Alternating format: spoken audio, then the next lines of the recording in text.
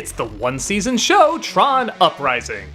This is one of those series that everybody was telling me I have to watch. It's so good, it's actually even better than that Tron movie that came out a few years earlier. And when I finally sat down and watched it, yeah, they were right, but it was kind of a slow burn to get there. But it kinda doesn't matter because it's such an amazing looking show anyway, with one hell of a voice cast. A mechanic named Beck, played by Elijah Wood, is training under the original renegade Tron, voiced by Bruce Boxleitner, the Tron from the first film. They're under the rule of General Tessler, voiced by Lance Hendrickson, who answers to Clue, the bad guy from Tron Legacy. Beck poses as Tron the same way Antonio Banderas posed as Zorro, to convince people that Tron isn't dead, that he's still as young and strong as ever and a revolution will be happening. Some people have mixed feelings, like his mechanic co-workers Zed and Mara, played by Nate Cordy and Mandy Moore, but every episode the Renegade tries to take down this terrible dictatorship and yeah, that's pretty much it. For the most part. Okay, how do I explain this? The first half of the season is kinda like a Monster of the Week show or a Home Improvement episode. There's a formula. Beck tries to do something to throw Tessler off. Tessler screams to the gods and tells them to get that renegade. His mechanic friends always have a conversation whether Tron is good or bad, and of course, wonder why Beck is always late to work. And Tron always has some tough life lessons. Rinse, repeat, nothing much to it. But for whatever reason, everything suddenly got interesting when a character named Dyson came in halfway through.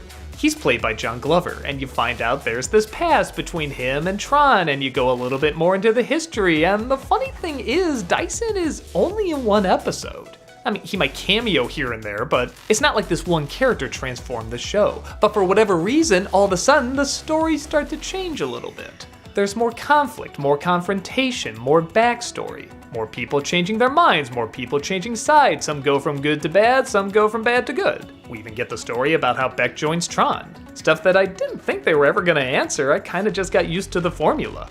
But in a funny way, that kinda made it more interesting. It's like in Avatar when you got to the episode about the storm. Yeah, the show was good and there was a lot to admire, but that episode suddenly elevated everything to a new level, and everything after it seemed to just get better and better. But even before then, there was still a lot of stuff that was very impressive. Like I said before, the voice cast. Everyone is doing a stellar job. They're even taking some of these commonly used cliched lines that you've heard in a million other kid shows and make it sound so much more dramatic and important. I especially love Paul Reubens as the slimy second-in-command who's always the kiss-ass and always trying to get the credit, and yeah, I usually hate these characters because they're so boring, but he just adds this psychotic life to the character that's so much fun to watch. Seems like Tesla's on shaky ground. You don't think Clue's considering demoting him?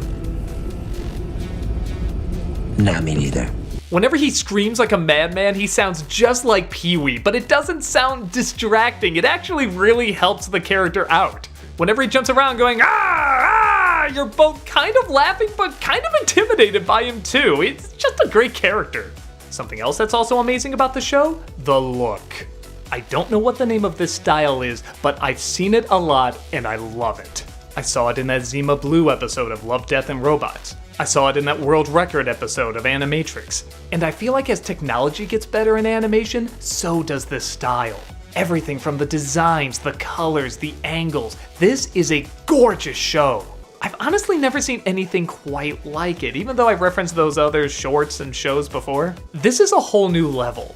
Like going from Charles Fleischer's Superman to Batman the Animated Series. Yeah, it's a similar style, but you can just tell everything was improved on, evolving it to something really unique.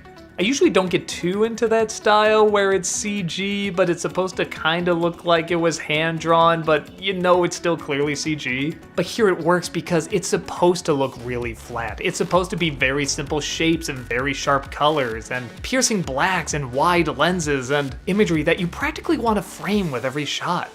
It's funny because the original Tron had a very distinct look. Nobody ever really saw anything like that. And then Tron Legacy came along, took that look, and evolved it into something a little different, but you could still tell it was Tron. Now you have Tron Uprising, who's taking the look of Tron Legacy, also kind of doing something different with it, but you can still tell it's that same universe. I love how this art style has mutated so much, yet it's still familiar. You know what it is, you recognize it as Tron. I also gotta say, for a supposed kid show, there is a high-ass death count in this. Yeah, I know they just say they're de-resed or whatever, but a lot of people who are alive and conscious are suddenly not. Whatever you want to call that, it's pretty intense. Which is why I wish the first half of the show would have more of a story and dialogue that would reflect that intensity. But I guess I shouldn't complain because we do get that eventually, just halfway through. So yeah, I still highly recommend it. If you don't really get into the story and characters at first, stick with it, it does get better. And if for some reason it's still not grabbing you, just admire the look of it. I really think this is one of those shows people are gonna look back on and say, man, this was ahead of its time, this was revolutionary, nobody was doing shows quite like this. Again, with the design and style in terms of character and story, it gets there.